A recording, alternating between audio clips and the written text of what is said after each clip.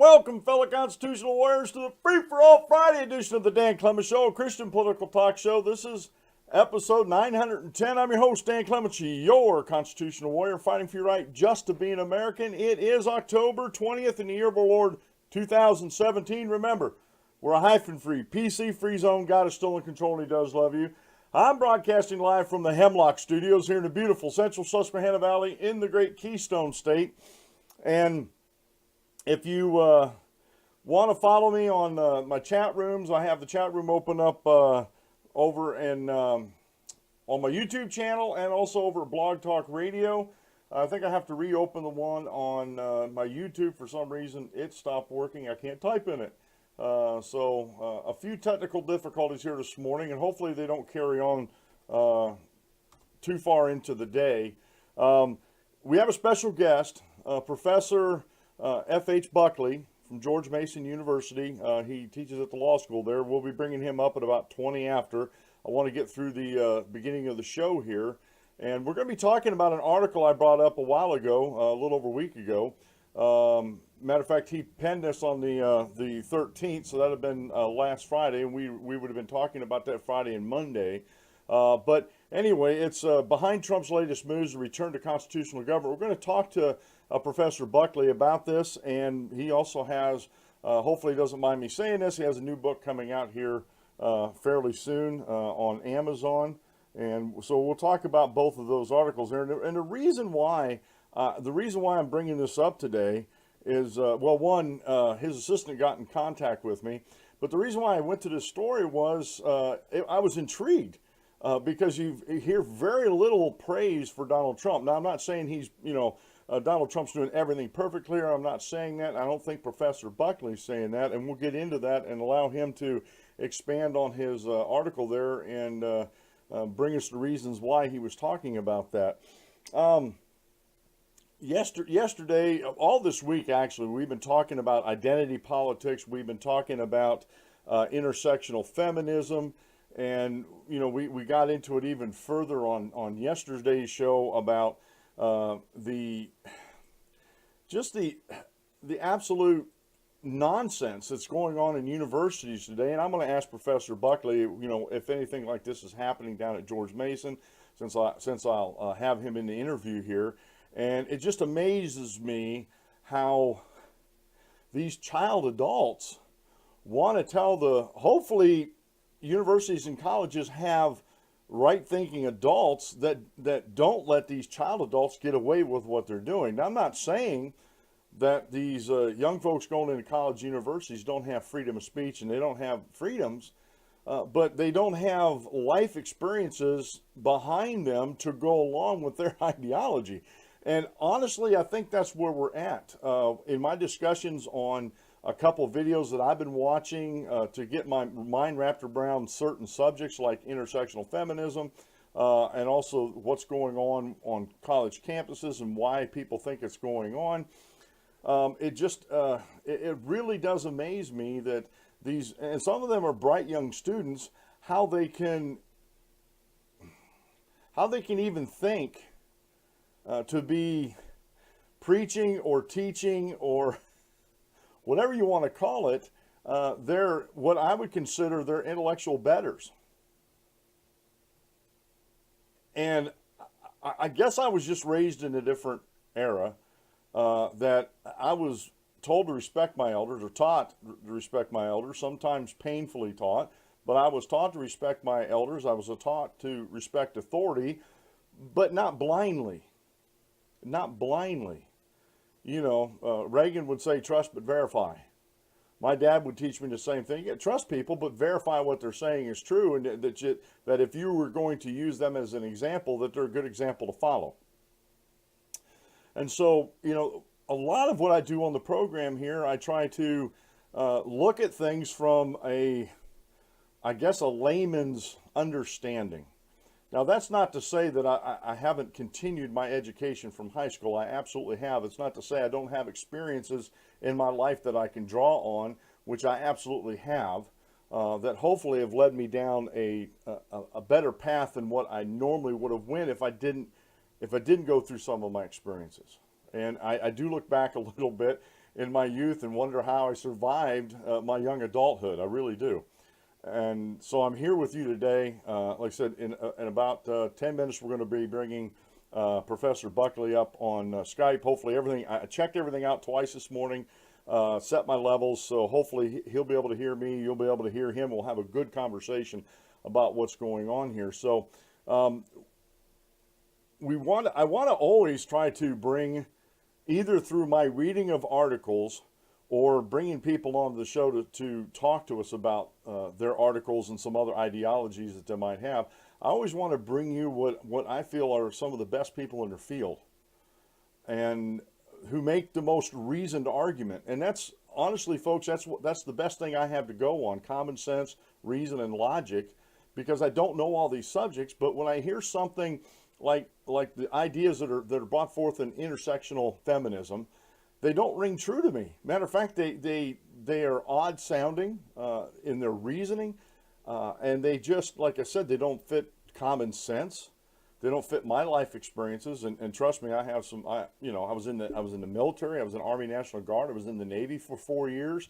I was a truck driver the better part of my life. I interacted with countless racial groups, ethnic groups, diverse backgrounds. Matter of fact, and I don't know if Professor Buckley is going to be surprised at this, but I met a lot of people on the road that had bachelor's degrees, and I actually talked to a couple of guys across the breakfast counter. The one guy pulled out his bona fides, and whether that was true or not, he could have made those up, but he seemed well learned to me and very knowledgeable. But he was a professor of English literature, I think it was. English literature, a professor. He's out there pushing a diesel. So I met all sorts of folks across the spectrum. So I'm looking forward to this interview this morning. Let's get right into the show today. Today's daily Bible reading comes from 2 Chronicles chapter 34, verses 1 through 3. Josiah was 8 years old when he became king and reigned 31 years in Jerusalem. And he did what was right in the sight of the Lord and walked in the ways of his father David. He did not turn aside to the right or to the left. For in the 8th year of his reign, while he was still young, he began to seek God, the God of his father David. And in the 12th year, he began to purge Judah and Jerusalem of the high places, the wooden images, the carved images, and the molded images. And what had happened up to this point, folks, when Josiah became king, Israel forgot God. They forgot the law, and they were going after strange and foreign gods and idols. And Josiah came in, found the law that was amongst a bunch of rubbish, had it pulled out and started reading it. And then he commanded it to be read to the people and stuff like that. He wanted to be right in the sight of God. He wanted to walk in God's precepts. And here's one of these examples from the Old Testament that we as Christians can take heart in, that we can do this. God has given us his word. Today's quote wheel comes from Mark Finley. We don't seem to want to worship God who's too big, too authoritative. We seem more comfortable with a deity who's more manageable. And honestly, folks, I think that's exactly what's happening in the world today, in Christendom anyway. They want a God that they can put in their little box, instead of worshiping God the way he is and how he presents himself to us through his word.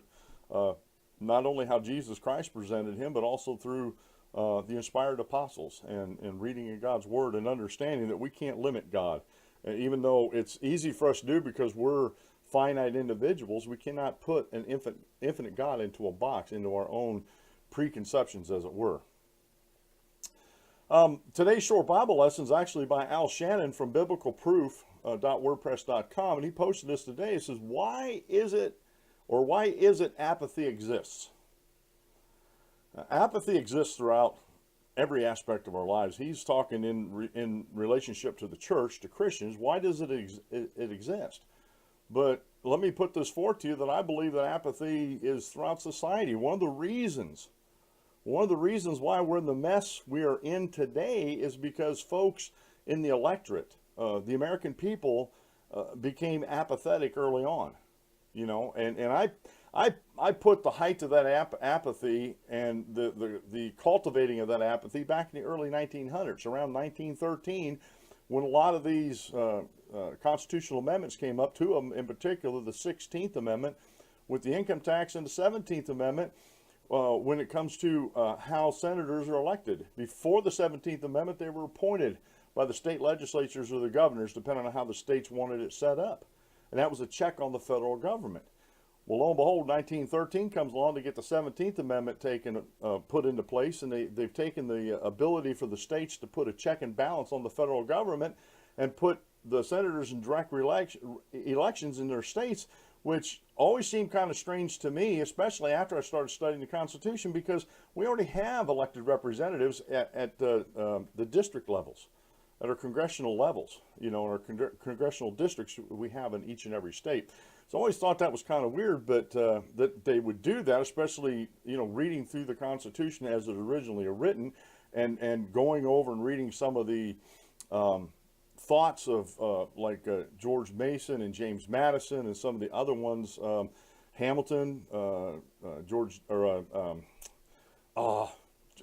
my brain just went blank on one of the other writers of the Federalist Papers. Jay was his last name. Anyway, you can see their thought process on this whole thing. They were very prolific writers, as it were, a lot of the founders and the framers, so we can understand exactly what they were thinking. And that's why we can go back, if we have a hard time understanding the Constitution, just go back and read what they were thinking about, why they did what they did on certain aspects of the Constitution. It's like, oh, okay, now I understand. Instead of trying to put modern understandings to the Constitution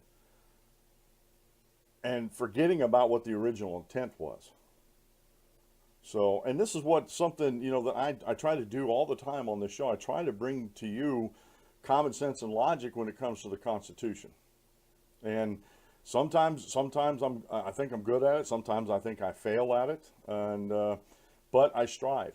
I strive on towards the goal of making sure that folks understand and know what the Constitution is. And I'm sure men like F.H. Buckley, Professor Buckley, do the same thing from what I've read about him on his biography and stuff like that.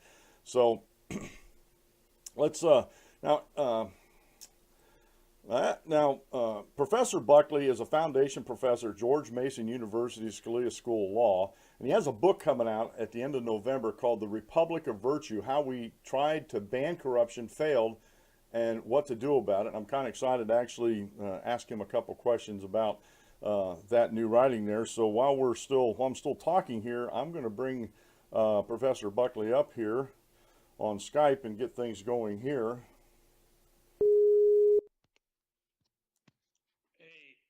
Good morning, Professor Buckley. Can you hear me okay? I can. Hold on. Let me make sure. Hold on. Can you see me? Yes, I can see you just fine. Okay, let me move this so the light is better. By the way, I love your hat. Thank you very much. Yeah. How are you doing this morning? I'm doing good. Is this okay? Yeah, I can hear you fine. The levels look good. I'm not echoing on your end, am I? Yeah. Now hold on. Let me just adjust this a wee bit. All right.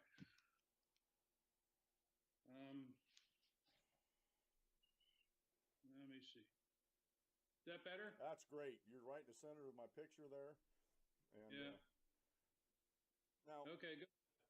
I'm thankful that is that an assistant that you have that actually got in contact with me? Hold on, your voice just broke up. Okay. I don't know if it's my internet connection. Let me just see. Yeah, you're, by the way, I tried it this morning with my headset and the sound wasn't any better. I mean, this is as good as it gets. Okay. No, you sound good on my end. Okay, good. Yeah, you're a little indistinct. Okay. So, maybe, hey, conceivably that's me, but whatever.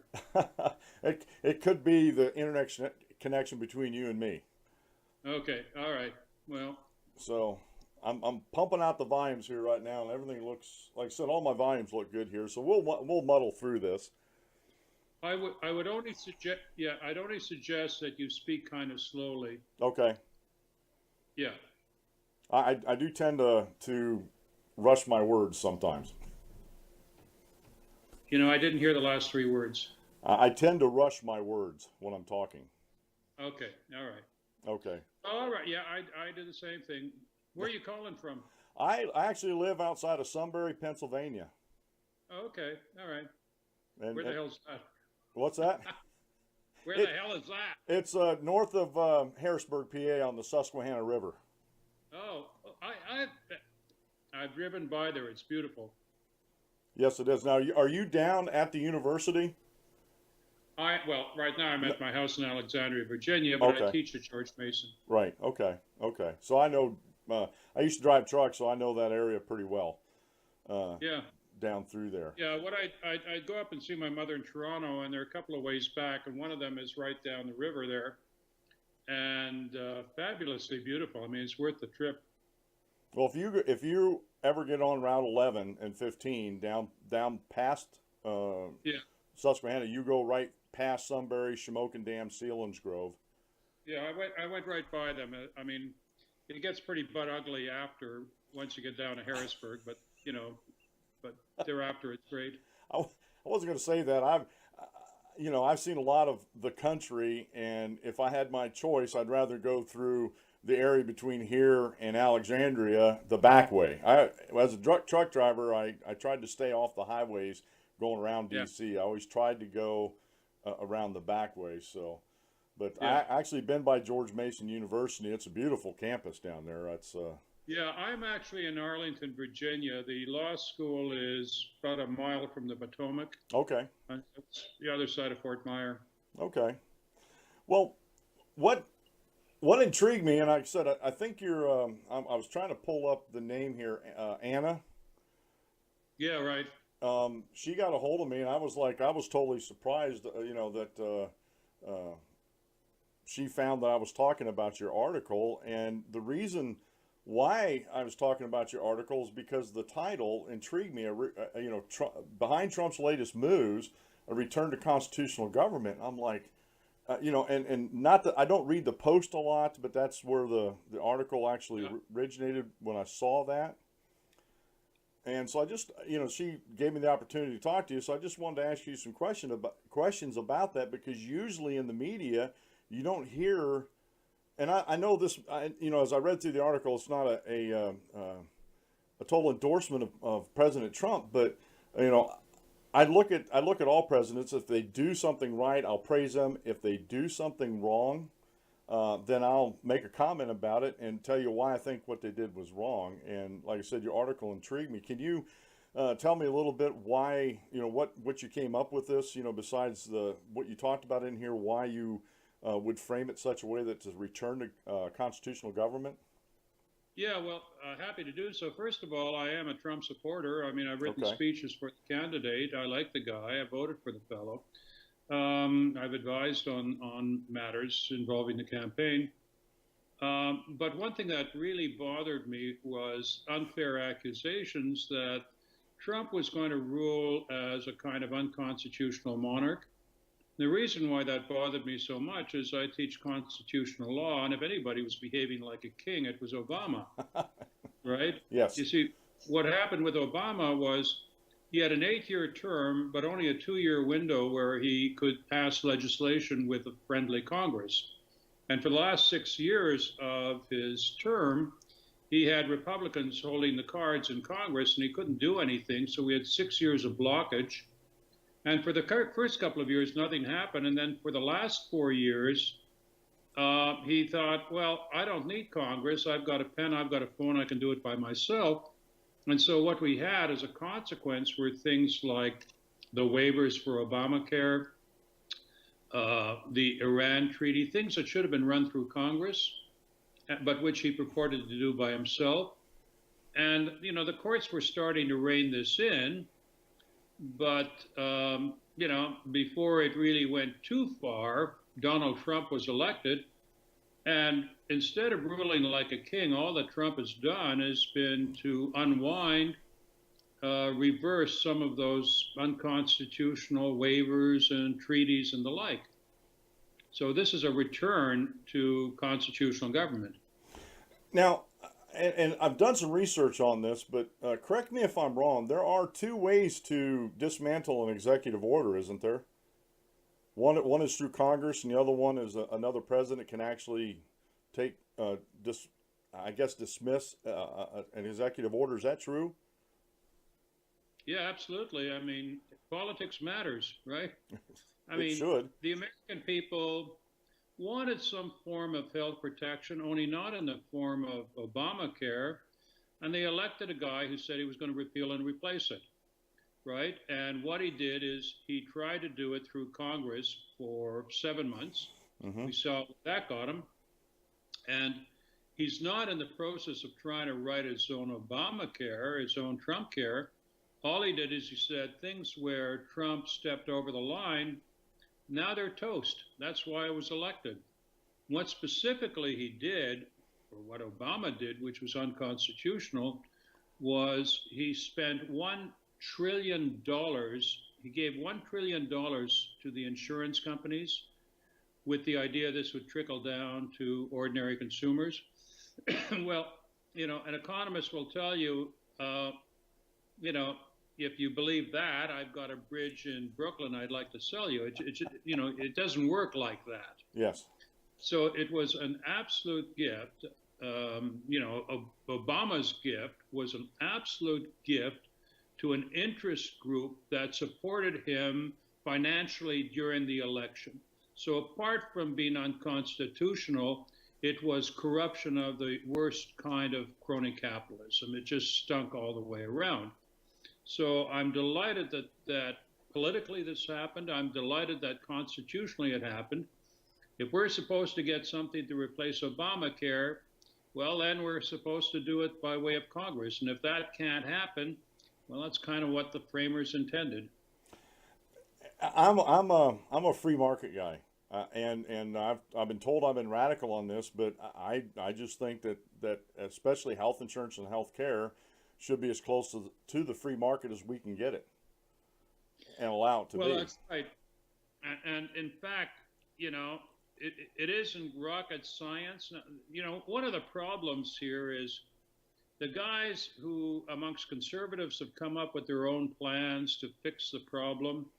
It's like a Rube Goldberg machinery. I mean, some of their ideas are like Hillary care. They're so complicated, but it's real simple in the end. Okay, I mean, start with the idea that we'd like to have a free market as much as we can, one, but two, we also want to take care of those people who are, have really serious issues where they can't afford insurance. And the point is, how many people are we talking about here? We're only talking about 400,000 people in that category. So if the government took care of those people and let the rest of us get on with our lives, that'd be pretty good. That'd be a lot less expensive, wouldn't it? Pardon me? It'd be a lot less expensive. It would be a lot less expensive. The problem with Obamacare was he set up these exchanges for 20 million people. The first thing he did is he cut waivers for 12 million of them. The unions, okay, Yeah. His buddies. That left 8 million people. That 8 million people, they had to pick up the tab for the 400,000 I was talking about. All right? Yep. I get my insurance by way of a state plan here in Virginia, Anthem. Mm-hmm. I'm not cross-subsidizing those 400,000. It's only the 8 million stuck with Obamacare who do. And that's why premiums went up for that group. So there's a way of solving this. It's not rocket science. The general revenue should pick up the care of those 400,000, right? Right. And by the way, as you know, we're not exactly in a free market heaven here because we're already 49% single payer. It's called Medicare and Medicaid. Right. And as for the rest, the tax incentives for health insurance in the tax code, right, the deductions for employers, employees, that's not exactly, libertarian paradise, right? No, it's not. So you kind of start with a totally messed up system. Well, I have he's not living up here in Pennsylvania. He retired and moved to Florida. But a friend of mine I used to go to church with, he was in the insurance department at our local. It's actually Geisinger Medical Center, huge medical complex. They have branches all over the place around here, and they have their own insurance. And we had talked about this before Obamacare came in, and he told me a lot of the expensive folks who didn't have insurance. You know, you're breaking up, and I'm not hearing you. Okay, let me slow down a little bit. It's probably, like I said, it's probably me talking too fast.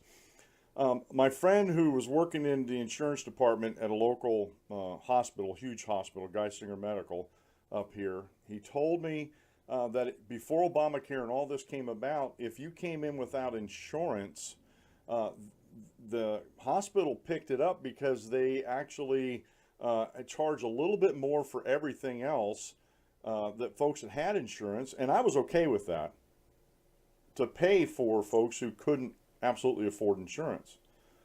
And to me, there's a lot of free market solutions. You've gone silent on me. I don't know why I'm going silent. Let me bring this back up here real quick. Am I still? Well, I can't say I'm hearing you, but I am overhearing you. Oh, you're overhearing me. Okay, let me back this down. Is that better? Yeah. Okay. That's probably okay. I was over driving stuff, I guess. I'm still kind of new at this interview with the videos and everything like that. I've been testing it out on friends, and does that sound a lot better? Yeah. Okay. So I was over driving it. It used to be the hospitals would charge a little extra for other services to cover folks who couldn't afford it. And well, everybody back then believed in the Hippocratic Oath. The hospital, says it happened, had to take everybody. But even regular doctors at the time, you know, old-fashioned GPs, didn't turn anybody away. I mean, my father was a GP. Nobody ever got turned away. Mind you, he has such bad debts, he never ever had to pay taxes. But that kind of went with the territory. You know, you bill people, and if they can't pay, it's a bad debt, and it goes against your income. Yeah, and I grew up with, you know, I'm 55, and I grew up in rural Northwest Ohio, and we had those quote unquote country doctors, and I remember, you know, I don't remember them turning anybody away, and I remember there was a couple times, you know, I grew up on the poor side of things. I remember a couple times that my folks made deals with them, you know, to pay this or pay that. And, you know, everything worked out, and everybody got the care that they needed. Right. Well, I didn't quite make all that out. But in any event, you know, we can fix the problems. Partly it's a matter of bringing the Dems to the table. I think that probably the best solution to this is one where you get everybody at the table, including the Dems. That's how you got to solve it. And if it gets bad enough, maybe the Dems will come to the table. Right now, they still own Obamacare. Yeah, and it looks to me like the Democrats really don't want to fix this issue. They're blaming Republicans and conservatives for not helping them fix Obamacare. Well, that's kind of the problem of separation of powers, right? You get a lot of finger pointing and nobody takes responsibility. We've seen that before. You know, but, you know, ultimately it's a game of chicken, right? You get a bunch of finger pointing, and the question is, who is the public going to blame? And right now it's not clear who's going to blame. But I mean, we saw this before in negotiations about raising the debt ceiling in 2011.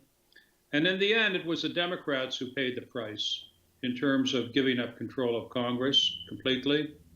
So, you know, if it's the case that the Democrats want to play that game, they may be cutting their own throats. And some of them are smart enough to realize this. I mean, You also have these, you know, the people who want to impeach impeach Trump rather. But there are people who are smart enough, like Schumer, to think that's not a winning ticket. Well, what are they going to impeach him on? Well, exactly. I mean, Yeah. it can't happen. No. But it sounds good for the partisans of a party who are deep into hatred of Trump, deep into social liberalism, deep into feminism, abortion rights, identity politics, Black Lives Matter. If that's where you're coming from, basically, you know, any compromise, any legislation is DOA. Yeah. Yeah. And we were the next point, you know, besides the healthcare issue and the executive orders, it comes up to the Iran deal. And Is what? it comes. You were talking about the Iranian nuclear deal. About the what? Iranian nuclear deal. Oh yeah, yeah, the treaty. Yeah, see, the way the framers designed the Constitution, they didn't think that one person should have the right to bind the entire country to a treaty. Okay, and so they said, well, if you're going to have a treaty, it needs to be ratified by 2/3 of the Senate. Now, you know, that can be difficult to achieve. You know, this is why America didn't enter the League of Nations after the First World War. Wilson couldn't ram that through the Senate. And it's why the Iranian treaty would have been dead on arrival in America, which is why Obama purported to tell us, or told us, that it's not really a treaty, it's just something I'm kind of doing on my own. It's just an agreement, it's not a treaty. The problem with that approach is, you know, what is done extra constitutionally can be reversed constitutionally by the next president if it's such an unpopular deal. And that's where we are. And after all, Trump didn't rip up the treaty. He responded to legislation called INARA, which required the president every 90 days to certify that the Iranians were in compliance. Well, the whole point behind this was explicitly to prevent the Iranians to work towards nuclear weapons. Okay, but the Iranians prevent us from observing what's happening at their nuclear plants. So they are contravening the letter of the agreement, but they're also contravening the spirit of the agreement. The spirit of the agreement was this was meant to lead to peace in the Middle East. But the Iranians took this as an opportunity to become one of the dominant powers in the Middle East. Now, you know, that's basically, I think, what Obama wanted. Frankly, it's what Obama privately promised the Iranians prior to the 2008 election. I mean, our foreign policy from 2008 to 2016 was a pronounced tilt towards people who hate America, right? It was a tilt towards the Iranian. It was a tilt towards the Muslim Brotherhood. It was also an abandonment of some of our traditional friends, such as Israel. And if people in foreign countries, such as General Sisi in Egypt, ever desired to take on Obama's friends in the Muslim Brotherhood, then automatically we were opposed to Sisi. So it was a pronounced desire to make friends with people who despise us while showing the back of our hand to the people who actually are pro-American. It could not have been a more disastrous foreign policy, and frankly, Trump was elected in part because of our disgust at issues of foreign policy. So all that happened, I guess it was last week, was Trump failed to certify that the Iranians were properly behaving. And in so doing, he kicked it over to Congress to figure out what was going to happen. And in particular, he kicked it over to Senator Corker, who's emerged as a principal critic of Trump. So the message here politically is, oh, you have some problems with me, Corker. Let's see what you want to do about it. And the biggest issue I have with those on the left about this was all Trump did was follow the law. All he did was follow the law. You know, the law, in fact, was something cooked up by Corker as a face-saving gesture not to require Trump to seek two-thirds approval in the Senate. In other words, Obama leaned on the congressional Republicans, and as is their wont, they caved. So, I mean, properly what they should have done is said, excuse me, Obama, what you're doing here is called a treaty, and you're not going to get two-thirds Senate approval, so this is just not going to happen. But, as they typically do, the congressional Republicans caved on this issue. And what we're seeing from people like Corker is, the outrage of people who are being caught up for their weakness. Yes. Yes. Well, the whole treaty, to me, I think was just a sham, just like you explained. And yeah. The way President Obama enacted it was totally unconstitutional.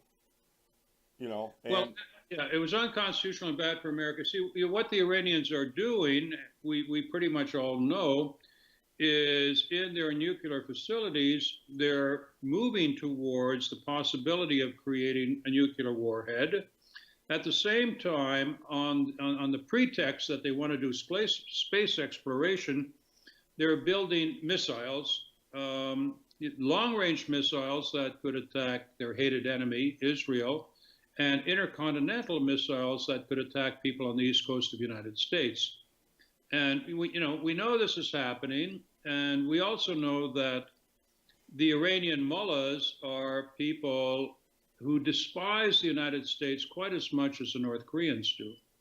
So, it no longer is possible to do that which typically happens in Washington, which is kick the can down the road. Well, yeah, and you talked about the space exploration, that part of that excuse of the Iranians. Yeah. I thought they were friends with Russia, and Russia right now is the only ones that are able to put men up into space.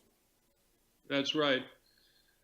Well, part of what's going on behind the scenes is an effort to subvert the president's desire for better relations with Russia. I mean, Russia has misbehaved in a number of ways. Interfering in the American election is not by far the worst of them. Even, participating in the corruption of Hillary Clinton's State Department is not the worst of them. No, they've engaged in an invasion of the Ukraine, and they've behaved in murderous ways. But the point about Russia is they're a major power, and any deal with the Russians would be one in which they forswear that kind of behavior. I mean, we require a deal that achieves peace in the Ukraine, and we require a deal which puts an end to thuggish behavior. But mostly we require a deal in which we are not, we and the Russians, opponents with respect to achieving peace in the Middle East. And we're halfway there, okay? And everybody, I think, must recognize this would be in the interest of the United States. But amongst the critics of Trump on the issue of Russia are people who think it's more important to defeat Trump than to make life better for Americans. So this is, the administration has wanted to pursue a deal with Russia. It has found itself impossible to do so because of these stories about Russian interference in the election, stories that are going nowhere, but they remain on the table, and while they're on the table, we can't achieve our foreign policy objectives. Absolutely, and in my opinion, I believe Trump was just handed a snake's nest when it comes to foreign policy. Yeah, and nothing really, nothing was done improperly with respect to Russia. I mean, there were some people in the administration who I think behaved somewhat foolishly. General Flynn, for example, had dealings with the Turks that I think were compromised the administration. I think his conversations with the Soviet ambassador were a big nothing. Mm-hmm. But this is not a guy who was sophisticated in the ways of Washington, and he's gone. Yeah. While he was there, by the way, the Iranians were paying attention to him. I mean, he was around for about 3 weeks max. Yeah. But while he was there, he sent a few messages across the bow of the Iranians with respect to their missiles, and they backed off. And since then, they're back in business of building missiles again. Yeah. So, like I said, I try to follow foreign policy, but again, it's like a snake pit, and everything is just so messed up. And if you reach in for one snake, you get bit by another one.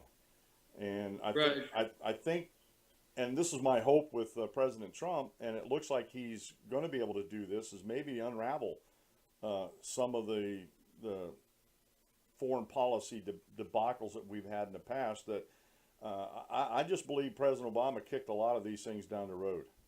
You know, he was doing things for his buddies and stuff like that that were not in the best interest of America. I didn't get all that, I'm afraid, but and I'm going to have to run in a moment. Okay. Listen, it's great talking to you, and hang in there, and I think it'll all turn out. Okay, thank you, Professor Buckley, for coming on the show, and maybe we'll have you on in the future. Thank you so much. Okay. I'd enjoy it. Thanks. Bye.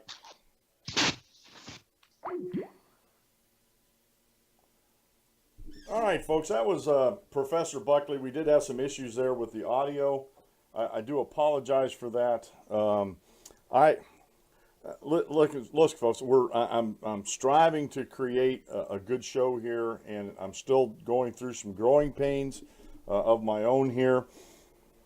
And I think it was mainly an internet connection problem we had there, because I've had some tests with other folks and everything was working fine. So, but we're going to work on this for the future. But that was Professor F.H. Buckley out of George Mason, and that would be the George Mason University Scalia School of Law. He had to run there, and a lot of it probably was because of our conversation. We couldn't get back and forth, but I do want to show you, let's see here. This, if you're on YouTube, this is the Amazon site for his upcoming book, The Republic of Virtue, how we tried to ban corruption, failed, and what we can do about it.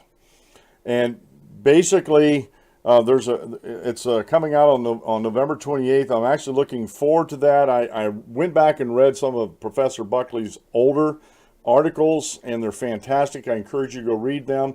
They are actually over at, he's on, New York Post carries his articles, and also the American Spectator, which I really enjoy reading. The American Spectator also has his articles over there. So if you just look up F.H. Buckley, you'll get to his articles. I love his hat that he had on there. That was great.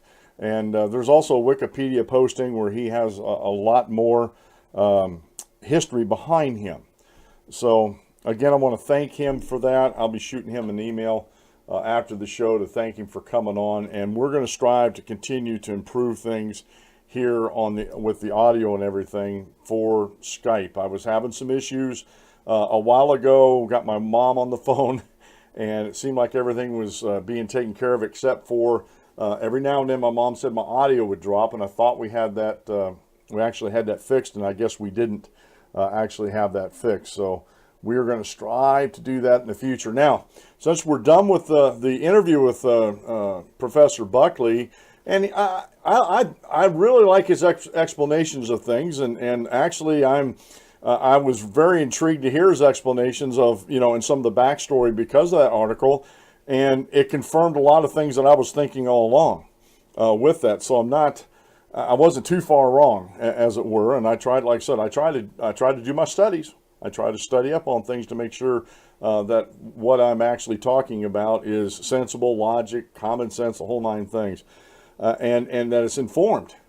I want to be an informed commentator. I want to be an informed American. I don't want to go around like these child adults that think they know everything and think they've been through everything and want to right all the perceived wrongs of the world, and they have no clue about what they're talking about whatsoever. I got a couple videos I want to share with you. I'm going to probably go clear to the probably go over my time on Blog Talk Radio, but I'm set up for 2 hours on YouTube. I'm probably going to go close to that time there, and I'll let you know.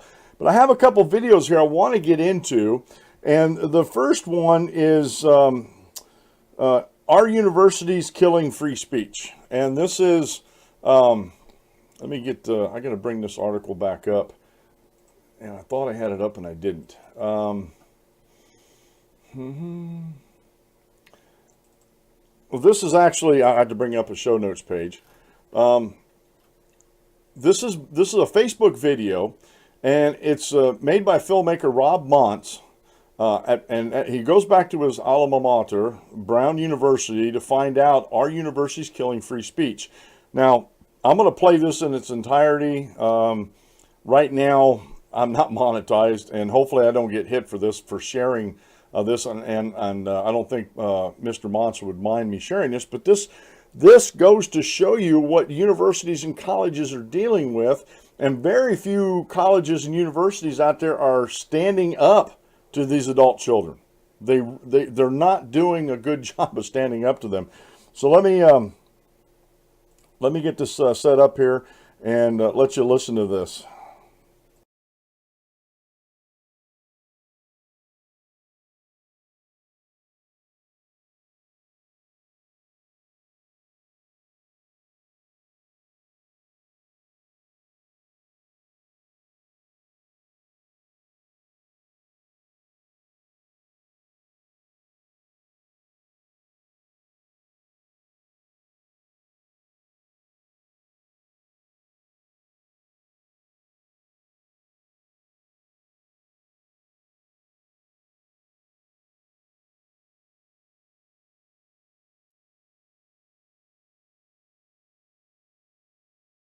Can I just make a suggestion? Can we just have a conversation? Like, no, the problem that they're having is heterosexual white males have always dominated the space. And so one in which heterosexual... I wouldn't count. Well, homosexual, it don't matter. White males are at the top of the hierarchy. It don't matter. This is Brown University, the elite Ivy League college famed for its radical student activism and wide-open curriculum that, yes, does technically allow you to major in drum circle studies. It's also my beloved alma mater. I entered Brown about a decade and a half ago, perfectly embodying that charming paradox common to newly minted adults. I'd never known less about the world, and yet somehow also never had more confidence in my opinions about it. The endless campus debates burned away a lot of the stupid stuck to my brain. But now that vital campus dialogue is being snuffed out, Brown has been overrun by this nasty, censoring species of student activism that's overtaking college campuses across the country. You need to get out! Back in the fall of 2013, former New York City Police Chief Ray Kelly was invited to give a lecture about his controversial stop and frisk policies. Protesters picketed outside, filled the lecture hall, and then they did this. Thank you. Asking tough questions is not enough.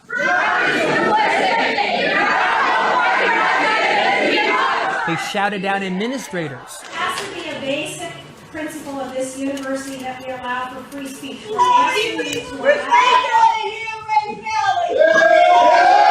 They shouted down students. Your inability to listen is justified in my voice. Racism is not for debate. And then they got their way. We're going to ask that everyone please leave the auditorium. They didn't respond to our demand to cancel the lecture, so we canceled it for them. This is not the Brown that I know. This is students weaponizing victimhood to stifle debate. And things have gotten steadily worse since then. So I went back to campus to find out why.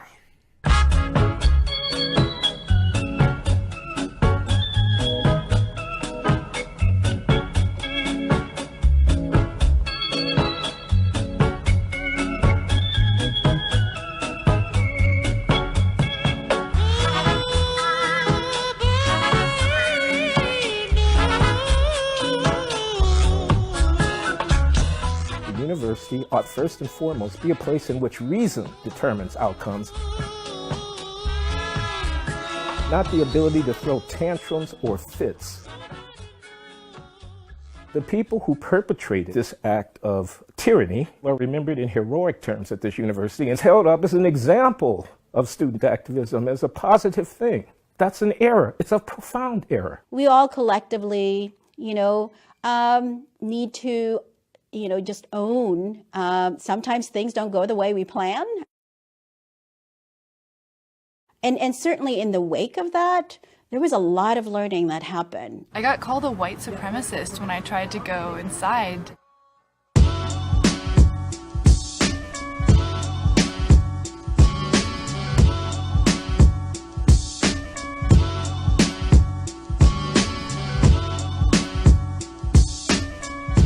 Brown administrators did even worse than capitulate a year later. The writer Wendy McElroy was invited to be on the con side in a debate about whether America has a rape culture. Student critics framed McElroy's opinions as a kind of mind violence. They set up one of those infamous safe spaces running videos of puppies to protect themselves from her really hurtful beliefs.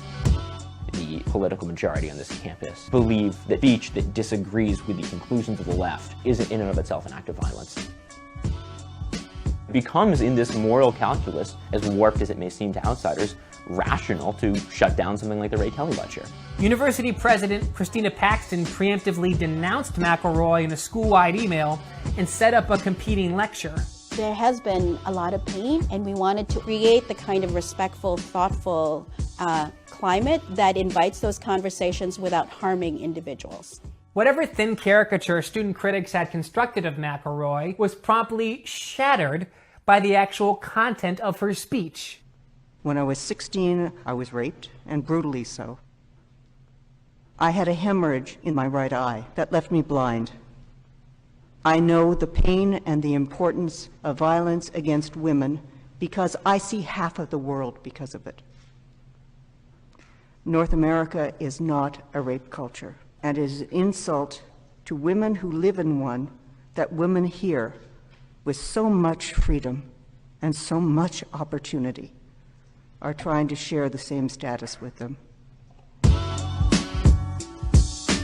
Shortly thereafter, in a closed-door faculty meeting, a small group of professors introduced a resolution that simply reaffirmed a section in Brown's own founding charter on the value of the free exchange of ideas. That resolution did not pass. Leading the charge against it, a star professor named Tricia Rose, who said that even considering the resolution again would extend the pain. It's not an argument. It's a move of power, not a move of reason.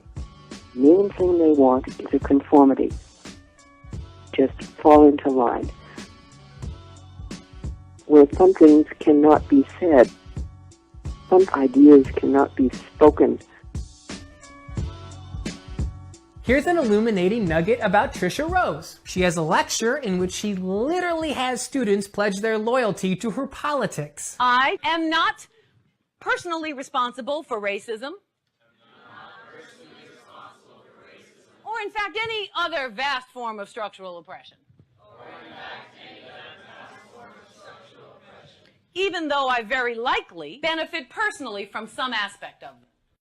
Many students in last year's freshman class received an orientation pamphlet that denounced data and statistics as structures of oppression and mapped the unsafe spaces on campus. Among them, this historic lecture hall, because its portraits of white former university presidents constitute microaggressions. And guess who the administration picked to give the opening convocation address? I'm not sure I went to the equivalent of this when I was a first year at Yale, but it's different there. Professor Rose showed them that a string of fashionable jargon is indeed an acceptable substitute for an argument. We have used in the post-civil rights era the ideology of the illusion of colorblindness as the rhetorical vehicle for the maintenance and development of a system like the prison-industrial complex. Now, the excesses of Brown's activists obscure some legitimate grievances. Most importantly, of course there's such a thing as privilege. I'm its distilled essence. I'm the product of a plush Los Angeles private school. I've never suffered racist slights. I didn't have to take on a single cent in student loans. The Ivy League was originally built by and for people like me. And activists are right to demand that it evolve to better accommodate students that don't share my advantages. Last fall, Brown unveiled a multi-million-dollar plan that, in part, did just that. And here's how student activists thanked them. They stormed the president's office and shouted down the provost. Can I just make a suggestion? I'm sorry. No. I'm sorry. I just want to. Can we just have a conversation? No, the problem that they're having is heterosexual white males have always dominated the space, and so one in which heterosexual. Well, homosexual, it don't matter. White males are at the top of the hierarchy. It don't matter. This is not a grand battle against institutionalized injustice. This is an addiction to indignation. We also had obligations like being in class, but we can't focus on those things. We have to focus on saving lives. That same semester, Brown's student newspaper published a pair of columns which essentially argued that European colonialism generated some economic benefits for Native Americans. These columns made easy tinder for another explosion of student outrage. We begged this university to hold the BDH accountable. We should not have to be in pain for you to do something. The paper's editors buckled, retracting one of the columns and denouncing both as racist. Essentially is a climate of censorship. What you say has to conform to our sort of worldview, and if it doesn't, then you're a racist. If you talk about what happened in 1492 in a particular tone, then you're out of bounds. Then you're making the environment impossible. Then you're exercising a kind of power that needs to be countered by limiting what you say. Brown's top administrators implicitly encouraged this censorship. When the administration says that the Herald has rightfully owned the harm they caused, you're saying that the Herald caused harm by publishing a dissenting and unpopular opinion, and that is the norm that you were expressing to the to the community. There are people that were really, that are really continue to be traumatized, that continue to be concerned, and in really deep ways. If you're an indigenous person and someone says the Indians didn't get their land stolen, if it had been left for them, they'd still be living in poverty today. Somebody says that. Somebody says something like that. The answer in every case is to take the offender to the intellectual woodshed, which is to say, to refute what they just got through saying, to point out how it's silly, ahistorical, superficial, and without ethical foundation. That's what the university is for. The university is there to teach people how to do that. We preempt that process of education with a capitulation to the presuppositions of adolescence. We will have abdicated our responsibility and not deserve the pay. It's perfectly natural for college students to think they have all the answers. The university system was specifically designed to puncture that warm womb of pure certainty. One of my favorite articulations at this point comes from a university administrator named Ruth Simmons, who called learning the antithesis of comfort. Oh, and who's Ruth Simmons? She's the former president of Brown University. Born into back-breaking poverty in the Jim Crow South, Ruth trained as a professor in French literature and served in the administration of several elite colleges before being appointed president of Brown. She was the first black president of an Ivy League university. Why does a tenant farmer's kid decide to study French literature? Because everything belongs to me. There is nothing that is withheld from me simply because I'm poor. The semester right before Ruth took over, the right-wing provocateur David Horowitz had taken out an ad in the student newspaper criticizing reparations for slavery. Incensed student activists stole all the copies. That controversy was still simmering when Ruth came to campus. Did she justify this censorship by denouncing Horowitz as an agent of oppression whose very existence constituted an erasure of her struggle? No. She insisted Horowitz be invited back to speak. I was there. So was Ruth. She sat in the front row. The collision of views and ideologies is in the DNA of the academic enterprise. We don't need any collision avoidance technology here. Thank you very much.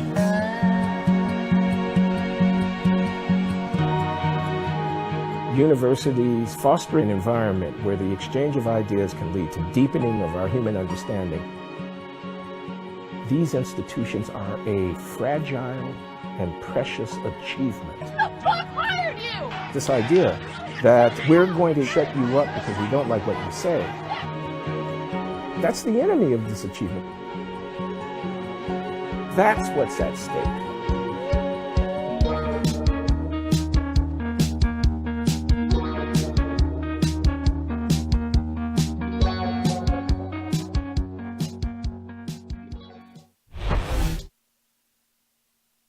All right, folks, that was a small documentary of Our Universities Killing Free Speech by filmmaker Rob Montz. And I am shocked and appalled at the behavior of the students. I'm shocked and appalled at the behavior of the administration that allow these child adults to get away with this. And I'm more than shocked and appalled. I am totally peeved at the parents who raised these brats. And I'm sorry I use some words like that, but folks,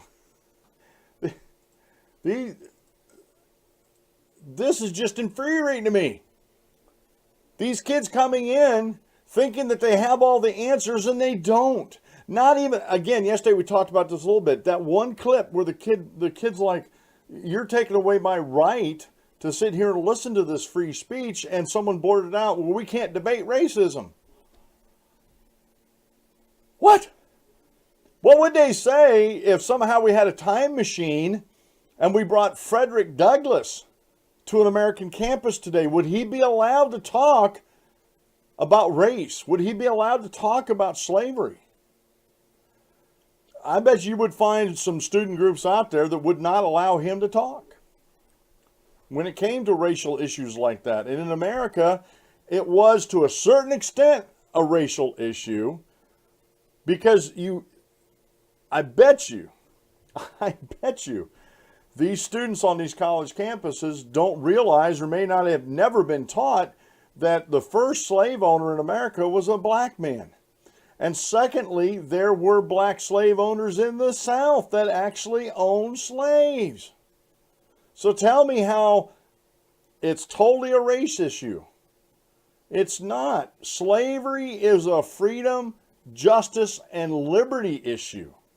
The idea that one human being can own another human being should be abhorrent to liberty lovers and freedom lovers and folks that want to see justice roll down like a river, have everybody have the same opportunities. What happened was it became a race issue. And it was, folks, I'm not saying anything about it, let me phrase this the right way so the SJTs out there don't get upset. It was easier for the Jim Crow laws and for the racists to actually go after black folks after the Civil War, after the Emancipation, after slavery was outlawed in the United States and its territories. It was easier to go after them because of their skin color. But again, was it all about race? Or did it develop into something that became all about race?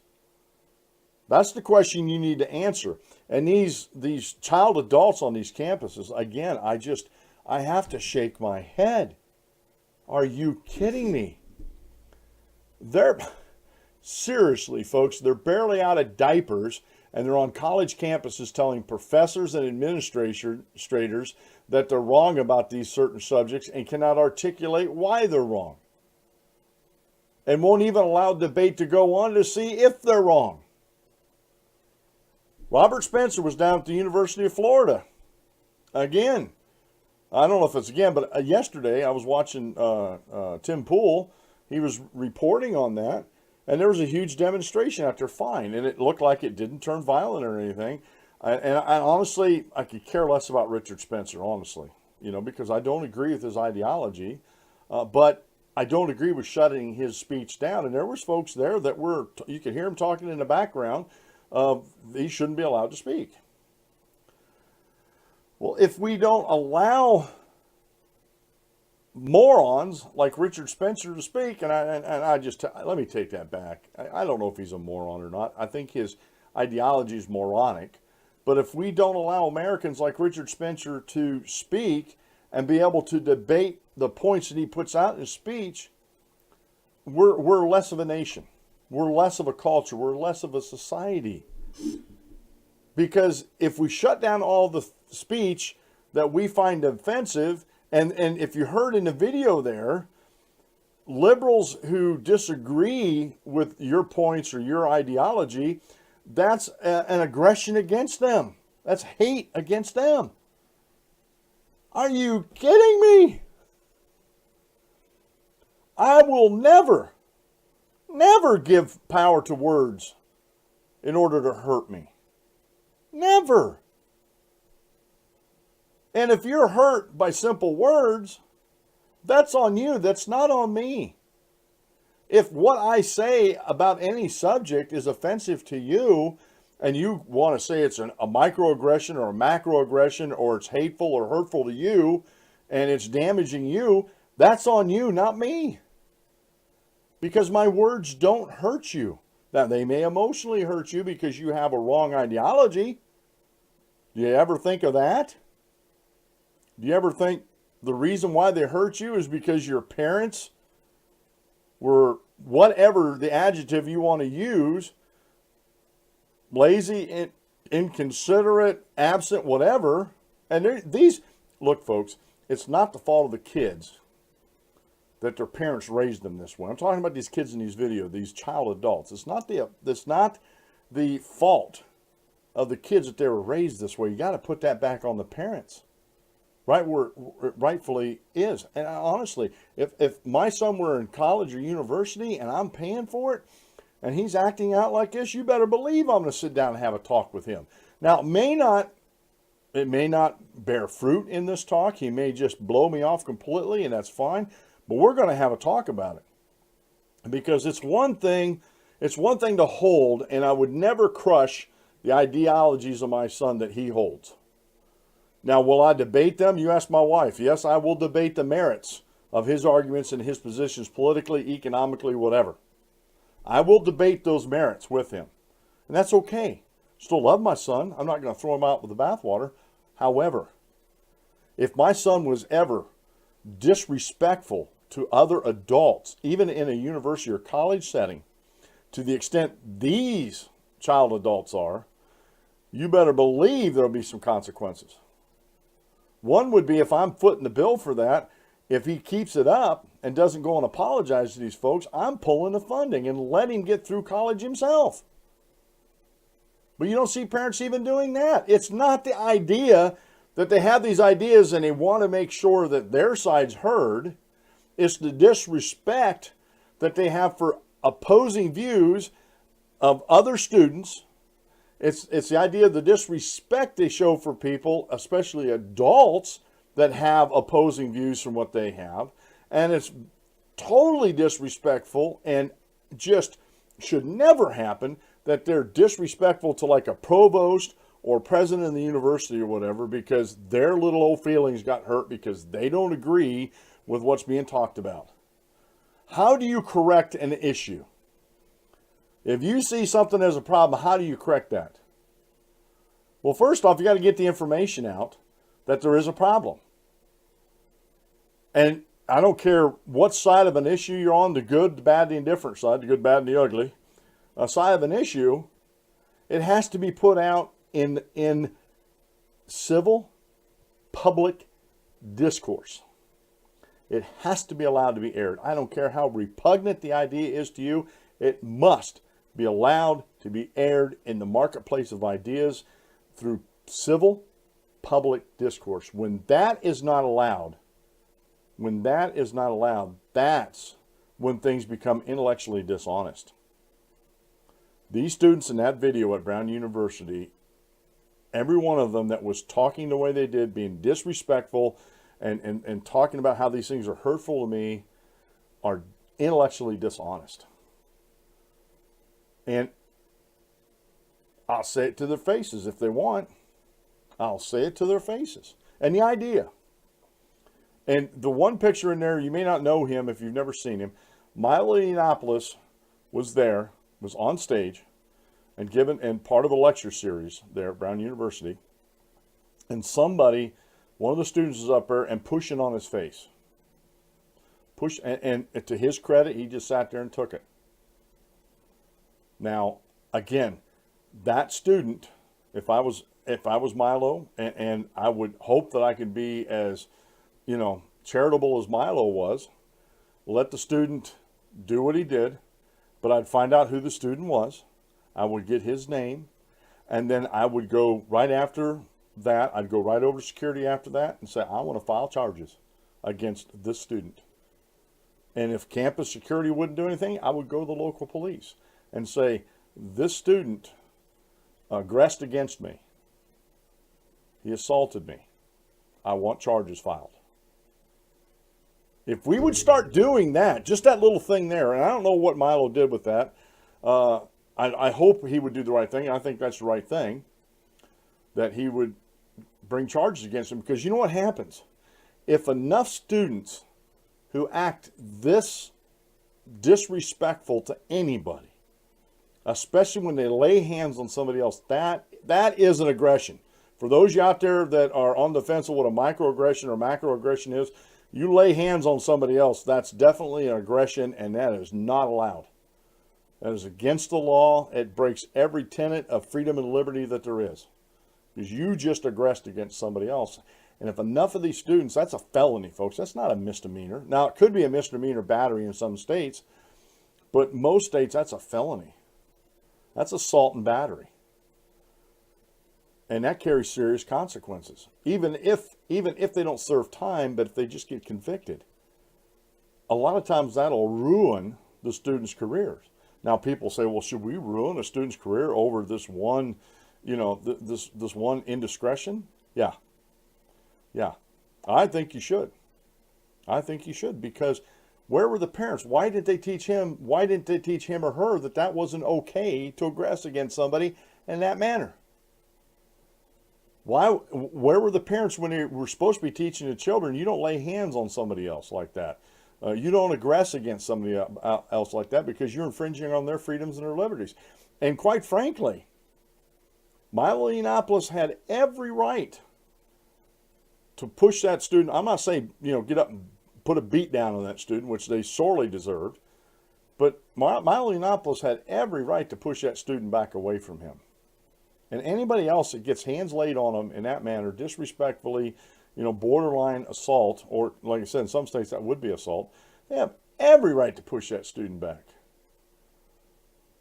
I would like to think that I could control my temper enough as a Christian that I wouldn't do anything to that student, that I would let them go on. But I have never been in that situation quite like that. I've been in other situations before as a Christian. You lay your hands on me, that's a big no-no. I'm sorry. You're going to regret laying your hands on me, in other words. Since I've been a Christian, I've tried to avoid them situations where someone might do that. Plus, I'm also a pretty big guy. I stand 6'1". I probably make 2 of Milo Yiannopoulos. And honestly, I don't go for, you lay your hands on me, that's one thing. But if I'd have been sitting there with Milo Yiannopoulos and you're laying your hands on him, I may not have been so gracious. I might have intervened. Because, again, folks, where were the parents?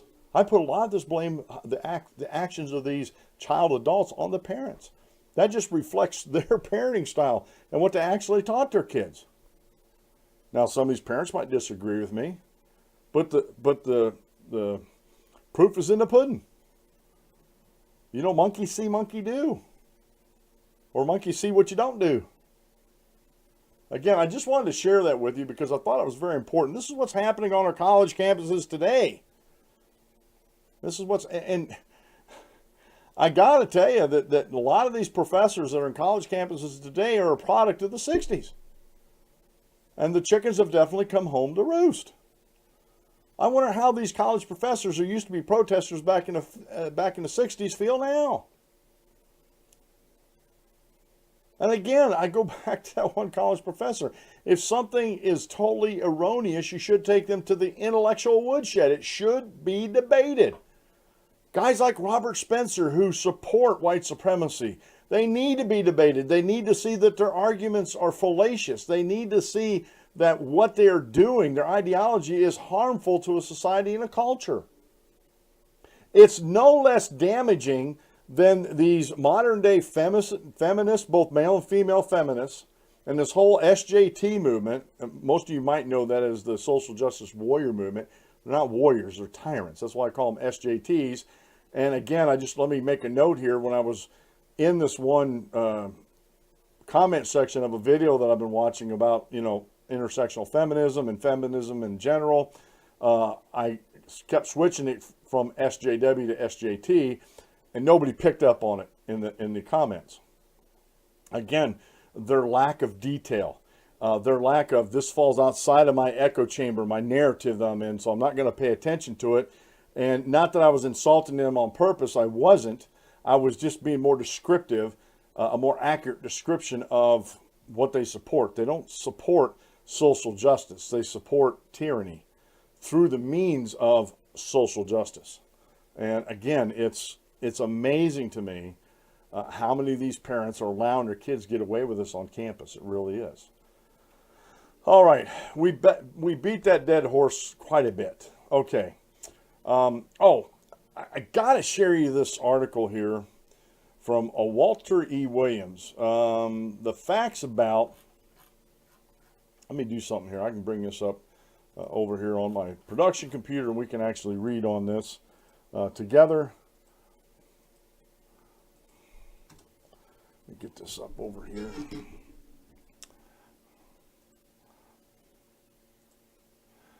The name of the article by Walter E. Williams is "The Facts About Who Pays the Most in Taxes in America." Now, if I'm going to listen to anybody about taxes and who's going to pay the most, it's certainly not going to be Robert B. Reich. It's going to be an economist like Walter E. Williams. And this is over on thedailysignal.com. And he published this on October 18th, so that was 2 days ago. Okay? Walter says, politicians exploit public ignorance. Few areas of public ignorance provide as many opportunities for political demagoguery as taxation. Today, some politicians argue that the rich must pay their fair share and label the proposed changes in tax law as tax cuts for the rich. Let's look at who pays what with an eye towards attempting to answer this question. Are the rich paying their fair share? According to the latest IRS data, the payment of income taxes is as follows. Americans need, the top 1% of income earners, those having an adjusted annual gross income of $480,000 plus or higher.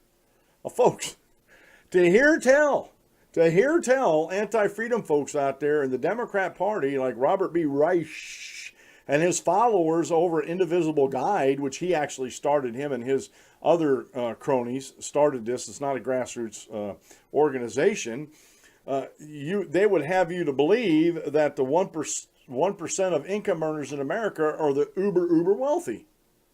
And this, honestly, if they go back and research this, some friends of mine that were going along with this 1% line, when I showed them some of this data, they were like, what?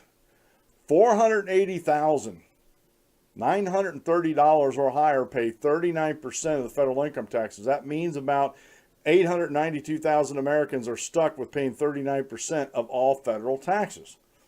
That's a huge number, 39%. We're talking about taxpayers, not talking about kids, talking about taxpayers. The top 10% of income earners, those having an adjusted gross income of $138,031 pay 70.6% of federal income taxes. About 1.7 million Americans, less than 1% of the population, pay 70.6% of the federal income taxes. Is that fair, or do you think they should pay more? By the way, earning $500,000 a year doesn't make one rich. It's not even yacht money. But the fairness question goes further. The bottom 50% of income earners, those having an adjusted gross income of $39,275 or less, pay 2.8% of the federal income tax. 37 million tax filers have no obligation at all. The Tax Policy Center estimates that 45.5% of households will not pay federal income tax this year. There's a severe political problem of so many Americans not having any skin in the game. These Americans become natural constituencies for big spending politicians. After all, if you don't pay federal taxes, what do you care about big spending? Also, if you don't pay federal taxes, why should you be happy about a tax cut? What's in it for you? In fact, you might see tax cuts as threatening your handout programs. And folks, that I'm stopping the reading. That is the biggest problem we have here in America. 45.5% of the people think that their handouts are going to get cut. Okay? Our nation has a 38.1% tax on corporate earnings, the fourth highest in the world. The House of Representatives has proposed that it be cut to 20%. Some members of Congress call for a 15% rate. The nation's political hustlers object, saying corporations should pay their fair share of taxes. The fact of the matter is, which even leftist economists understand, though they might not publicly admit it, is corporations do not pay taxes. I've been saying that for years on this program, folks. An important subject area in economics is called tax indecence. It holds that the entity upon whom a tax is levied does not necessarily bear its full burden. Some of it can be shifted to another party.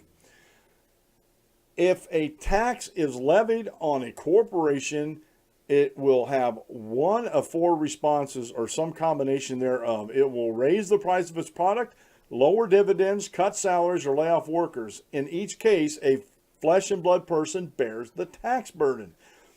The important point is that corporations are legal fictions and such do not pay taxes. Corporations are merely tax collectors for the government. Politicians love to trick people by suggesting that they will impose taxes, not on them, but on some other entity instead. We can personalize the trick by talking about property taxes. Imagine that you are a homeowner and a politician tells you he is not going to tax you. Instead, he's going to tax the property and land. You would easily see the political chicanery. Land and property cannot and do not pay taxes. Again, only people pay taxes. The same principle applies to corporations. There's another side of the taxes that goes completely unappreciated. According to a 2013 study by the Virginia-based Marcatus Center, Americans spend up to $378 billion annually in tax-relating accounting costs. And in 2011, Americans spent more than 6 billion hours complying with the tax code. These hours are equivalent to the annual hours of a workforce of 3.4 million people, or the number of people employed by four of the largest U.S. corporations, Walmart, IBM, McDonald's, and Target combined. Along with tax cuts, tax simplification should be on the agenda. So what Walter's saying here, and this is something that I've been talking about for years on this program, that corporations pass the tax on to the customers. So they don't pay taxes. They're just, as Walter said, they're tax collectors. Now, if they pass that cost on to the consumer, follow me here, and this is where Robert B. Reich and Indivisible Guide falls down on this argument, and they don't have a good answer for this. If you take the corporate tax rate from 39% down to 15%, that means that the corporation is only going to have to pass through 15%, either in cutting dividends, cutting jobs, salaries, or laying people off. So they'll only have the 15% to deal with. What kind of a boost? You're almost talking 39%. That's very close to 3 times. That's over 3 times, excuse me. It's almost 3, 15, 30, 45. Okay, I got my math straight here. It's almost 3 times more. So what happens if you take 2/3 of the corporate taxes that corporations are forced to collect? They're just a pass-through, and they don't pass that on to consumers. See, this is the big lie that they don't tell you about.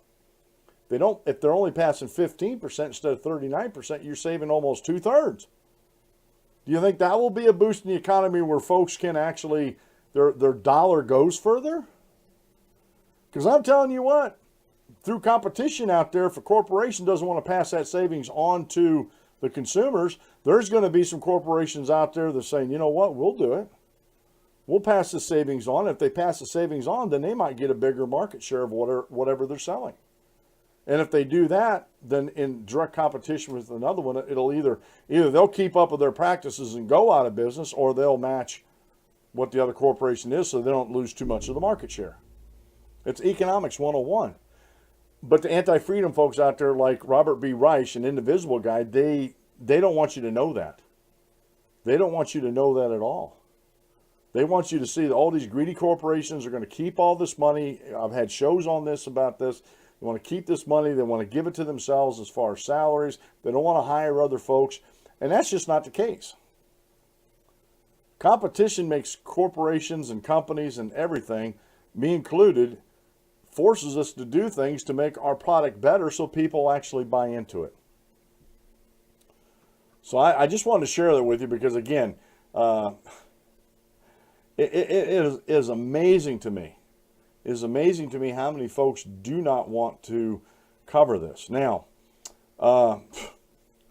big old controversy in the news today with Donald Trump called a Gold Star mother and gave us condolences, and it wasn't what a Democratic congresswoman wanted to hear. And this is a story by Lucas Michelonius from Fox News, posted on the 18th of October this year. The Florida Democrat who criticized President Trump this week for being insensitive toward the widow of U.S. soldier slain in Africa might be facing similar criticism herself. It turns out that U.S. Representative Frederica Wilson has frequently voted against measures intended to help veterans and their families, according to VoteSmart.org, a vote tracking site whose founding board members include former President Jimmy Carter and Gerald Ford.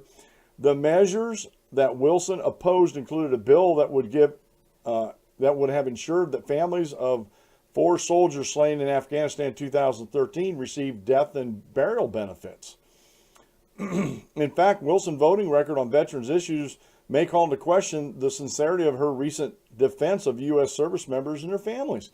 Despite Wilson's claim to be committed to honoring our service members, not only with words, but with deeds, she has voted against most bills ensuring continuing funding for veterans benefits, including payments to widows of fallen soldiers, the vote tracking site shows. She also opposed measures designed to improve the Department of Veterans Affairs. In March 2013, Wilson opposed the Consolidated and Further Continuing Appropriations Act, which prevented a government shutdown and provided funds for the U.S. military and the VA. The bill, which passed with bipartisan support and was signed into law by the Obama administration, provided funding to the military and the VA until the next government showdown. Later in the year, Wilson again voted against a resolution aimed at ensuring benefits paid to the veterans and their families would not be affected by the government shutdown in October of that year. The motion was particularly important in the wake of reports that the families of 4 soldiers slain in Afghanistan in 2013 have been deprived of benefits due to the shutdown in Washington.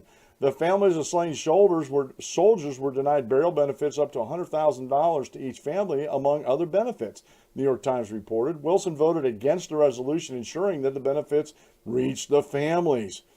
Defense Department spokesman Carl Woog said the department did not have the authority to pay death gratuities and other key benefits for the survivors of service members killed in action due to the government shutdown.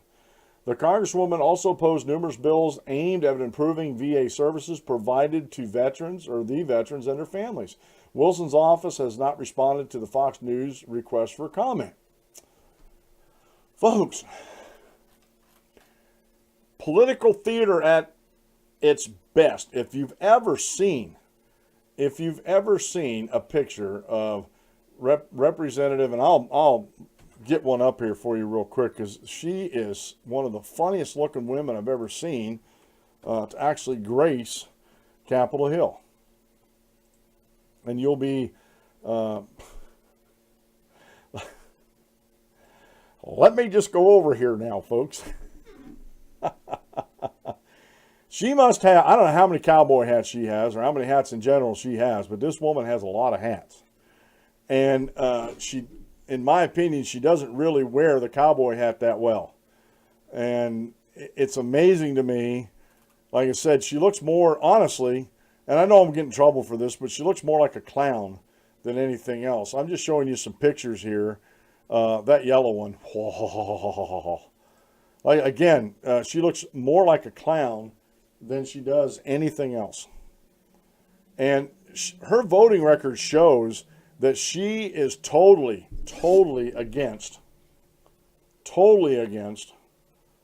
veterans and the military in her voting record, mainly the veterans. In her voting record shows this, proves this. And she has the audacity to come out and stand with this Gold Star mother and accuse President Trump of being insensitive. And if you go out and read that, and I had it and I can't find it now, the actual what he said, I didn't find any fault with it. She's using this as political theater. Again, as Professor Buckley said, people hate Trump so much, it doesn't matter what. They're going to do things that are going to condemn him or try to condemn him and try to kick him out of office. We talked a little bit about the impeachment. There's nothing to impeach him on. You know, if Mr. Green, the Representative Green, was bringing forth these articles of impeachment, and if we applied the same logic and common sense to the impeachment articles that he's trying to bring forth, to his actual activities, plus more so on Democrats and Republicans in there because of bad decisions and all that kind of stuff, we should be impeaching half of Congress. Because in the Constitution, we don't read that. It's high crimes and misdemeanors, and President Trump hasn't committed any. Hasn't committed any of those. So this, to me, again, Representative Wilson, she is just off her rocker. She totally is. It's all political theater. Honestly, quite frankly, I don't remember seeing this woman in the news before. Maybe she has and I just missed it. She didn't come into my sphere of influence, as it were. And honestly, I think some of these politicians that aren't in the limelight, they do outrageous things like this to get in the limelight. All right, the other day, and I know I'm only doing, you won't be able to hear me live on Blog Talk Radio, but it is recording. I did want to just get into this real quick. Let me see if I have it up over here. I don't. No, I don't. Let me get this up over here real quick. It's intersectional feminism for beginners. Now, we're not going to go over the whole thing. I am just going to point out some of the highlights for you on this, because to me, this is funny that these people actually believe this stuff. You know, do you believe the words that are coming out of your typewriter? Okay. Now, intersectional feminism for beginners. Frequently asked questions. This frequently asked questions, the following questions: what is feminism? What are some of the different types of feminism? What's the difference between black feminism and womanism? What does intersectionality mean? Why is intersectionality important in feminism? How can I make my feminism more intersectional? Should I call myself an intersectional feminist? I'm not a black woman, black non-binary person. Why do you say I can't call myself an intersectional feminist? What about non-black women of color? You say I'm not allowed to call myself an intersectional feminist because I'm not a black woman, a black non-binary person, but I do face multiple oppressions. But I do want my feminism to be inclusive. Am I not supposed to be intersectional? Is intersectionality for everyone? Just the reading of the questions there hopefully should put red flags up all over the place for any reasonable, common sense, logical person that's looking at an issue like intersectionality or intersectional feminism. Now, as defined by this, and this website here, folks, Intersectional Feminism 101, tumblr.com, they I was looking on here, and I was trying to find out.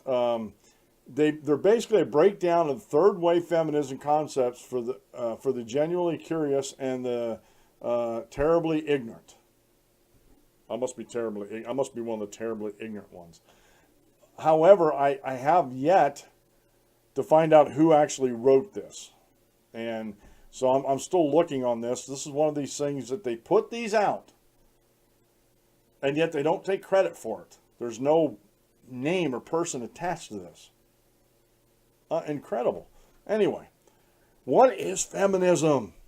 Feminism is a broad collection of movements that recognize that women are oppressed, which means they are granted less power, social capital, material goods, and or freedoms than men. Feminism is a response to this oppression that aims to provide women with liberation and equality.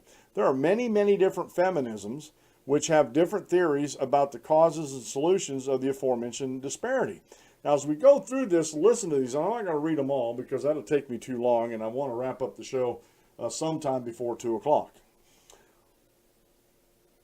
What are some of the different types of feminism? Here are some of the many types of feminism. Each type in itself is a broad movement, so there can be big differences between feminism, even when they consider themselves the same type of feminist. Some feminists don't use any of the labels below, and some use multiple. You have liberal feminism, you have radical feminism, you have difference feminism and equality feminism, you have religious feminism, you have lesbian feminism, you have black feminism, you have white feminism, you have womanism. Then it goes on to explain what's the difference between black feminism and womanism. I do identify as a womanist in addition to a feminist. Why do both? Because I like to emphasize the difference between the two. I see womanism as a softer, more personal form of feminism. Some notes I wrote ago, and there's a mod T up there, and I'm still trying to find out who wrote these, about the difference between womanism and feminism, specifically black feminism, through intersectional feminism can work in its place. So they go on down trying to explain all this, and I'll have the link up in the show notes page again today. What does intersectionality mean? The term intersectionality was coined by critical race theorist Kimberly Crenshaw in 1989. Through the actual concept was around since 1851. See, Ain't I a Woman by Sojourner Truth. It is a feminist sociological theory that centers around analyzing and discussing how oppression often intersects, creating unique and varied experiences of discrimination. Now, let me stop the reading there. They call it a sociological theory. Where have we heard the term theory used before? Ah, yes, the theory of evolution. Now, as in feminism or intersexual feminism, and this is bared out by some of the conversations I've had in comment sections under videos, that most of the people that support this think this is settled science. And it's not a theory. And since it's settled, if you don't agree with it, you don't know what you're talking about. You don't have the facts. When I can find more actual facts that oppose and denounce this idea of intersectionality.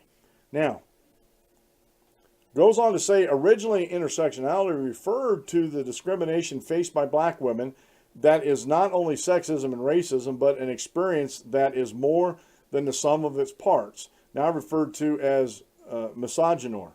In black feminist and womanist circles, intersectionality has since been expanded to include the analysis of discrimination faced by anyone who identifies with the multiple social, biological, and cultural groups that are not favored in a patriarchal, capitalistic, white supremacy society. See, now they come from this idea that, one, we're a patriarchal society, and we are not anymore, haven't been. Two, they denounce capitalism because of the glass ceilings, the so-called debunked wage gap, all these type of things, and a white supremacist society, and we're not. We're none of these things, but in their theory, they theorize that there is, so because there is, then there's all these oppressions that are going on. See how everything is interconnected here? And it goes on. It talks about why is intersectionality important to feminism? Because they have to divide and conquer, folks. That's why. Now, I'll tell you something different here, but it's basically to divide and conquer. How can I make my feminism more intersectional? Well, how can you make your feminism more intersectional? Is you go to a chart like this and see all the groups you fit and divide yourself up that way and become a part of groups that you actually fit. But be careful. You're going to have people in those groups, folks, that actually look at you and say that you're not educated enough, or you're not ethnic enough, or you're not black enough, or Asian enough, or woman enough, or man enough, or you're too old, you're too young, you're the wrong sex, you're the wrong gender, you got the wrong heritage, you speak the wrong language, you have the wrong religion. You're going to run into all these groups because intersectionality, folks, is about dividing. It's about dividing people up into these groups and making you feel bad about your part of these groups, that you're being oppressed by this white, supremacist, patriarchal, capitalistic society. Do you see the problem in it? Do you see the problem in that? And I get taken to task when I tell, especially feminists, that I treat everybody as an American. If you're an American citizen, I will treat you as an American. If you're not an American citizen living in this country, guess what I'm going to do? I'm still going to treat you as an American citizen. I'm going to treat you how I want to be treated. I'm going to let justice flow like a river from me. I'm going to make sure that you have the opportunities that I have. I told you a story of, I won't say a dear friend, but he was somewhat of a mentor when I was in high school and starting out in the restaurant business as a dishwasher, a busboy, then worked up eventually before I quit and went in the military full-time in the Navy. I was head cook of the line on my shift. Krishan Gupta. He wasn't American. He was a green card immigrant that came here legally, and he taught me a lot of things about that. But the one thing that he wanted to be, he was working towards, was becoming American and being known as an American. He didn't want to be known as an Indian American. He wanted to be known as an American, just like I do. I'm the 4th generation removed from immigrants. Okay? And my great-grandpa McCarville was an immigrant, so my grandma, actually I'm 3rd. My children are 4th. I misspoke. My grandma, my mom, and then me. That's 3 generations that were born on American soil. I consider myself a native-born American. Well, I can't use that. That's cultural appropriation. Oh, well, you know what? I don't care about your cultural appropriation. It's nonsense. It's nonsense. It's another buzzword to divide us. Oh, you're taking that culture. You're taking parts of that culture and appropriating it or misappropriating it. You know what? Go find a short pier and take a long walk off it and cool down a little bit. Because again, cultural appropriation is one of those terms that they want to use to divide us with. And as far as I can see, that's exactly what intersectional feminism does. Now, I'm trying to get some folks to come on the show and talk to me about this. Hopefully I'll have I still got to work on my soundboard here to see if I can change this with the Skype. And it could be an internet thing on my end. I got too much going to the internet at the same time while I'm doing these interviews. So maybe in the future, what I might try to do and what I think is going to be best for me to do is actually do the interviews and then put them on the show. I'm going to try to do that in the future and see how that works. So, because I did this with my mom, not broadcasting out with the streaming computer, and it worked fine, but we could have issues. But anyway, I want to bring some feminists on here who believe in intersectionalism and let them explain it to me, what intersectionalism is.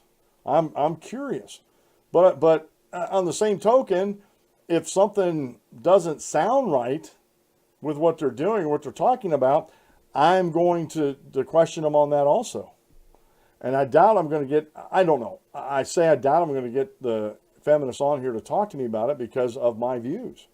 And because, they think that I'm part of this cabal of these white, supremacist, capitalist, privileged white men. Now, they can think that all they want, but the problem is, and this is the biggest problem, and this is the argument that I was putting forth in some of these comment sections, is this is groupthink. Intersectionalism wants to group all these people into groups and then figure out a group solution to apply to the group. But the problem with that is that solution may not be able to be applied to everybody in that group because maybe they have some other different type of intersectionality. They intersect with another group in their intersectional feminism, and therefore that solution for that group may not benefit them because of another group they actually belong to in your dividing of people. And that's why I had a person, I don't know if a man or a woman, I said, well, what are your solutions? We just don't recognize it? And I said, no, I don't not recognize things. But problems have to be fixed on the individual level. And if we fix them on the individual level, the culture and society takes care of themselves. You cannot make top-down solutions. Obamacare is a perfect example of this. You cannot make a top-down solution that's going to benefit everybody. And that's why the founding fathers and the framers put into the Constitution the general welfare clause. It's not that we have to have welfare for folks. That's a modern term.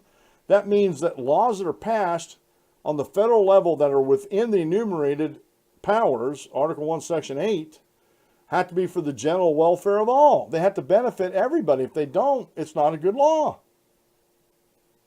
And that should be the overriding factor in passing laws. Does this law benefit everybody? No. Well, then we shouldn't be passing it. People should be taking care of that on themselves, or maybe at the local level or state level should be taking care of it, but definitely not the federal level. EPA is another perfect example. They're trying to do a top-down approach to protecting the environment, and they've done a lousy job in the past. As a matter of fact, it's a redundancy because I did a check back in 2009 or 10. I think it was 2009. I finally found, at the time I only had like 46 or 47, I finally found all 50 states plus the territories in the United States have at the state level a Department of Environmental Protection. They call it different things, but it's essentially that, the Department of Environmental Protection. And so again, top-down solutions do not work for every situation because the environment up here in Pennsylvania is way different than Arizona or Southern California or New Mexico, and vice versa.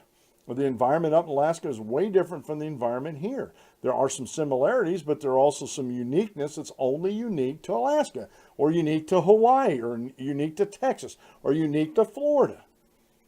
When we start dividing, especially at the federal level, and start dividing things up that way, like we were supposed to, we were supposed to have a federalist system where the states were supposed to be taking care of these, we wouldn't have near the problems we have in the country. We wouldn't have near the blowhards out there that are blowing all these problems up and want the federal government to be the solution and the end all to everything.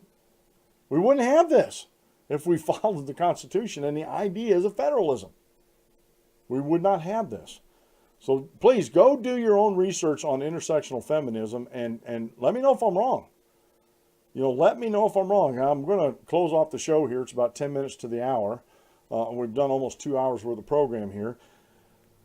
I just want to, again, I want to thank Professor Buckley for coming on the show. I apologize for the, I believe it was probably on my end with everything I have going out of the office here. I'm going to have to just do these interviews without streaming and put them on. And I think that's what I have to do for the near future here. But I want to thank him for his time and his comments on the program. I want to thank everybody for suffering through everything with me on the program here and actually just allowing me to say what I want to say. I have on my Blog Talk Radio, my YouTube, my audience is growing, my views are growing, and hopefully after this interview with Professor Buckley, maybe I'll get a little bit of a bump. I didn't do it because I wanted to bump. I did it because I genuinely cared about the article that he actually said. It's been the Dan Clements Show. I'm your host, Dan Clements, your constitutional warrior.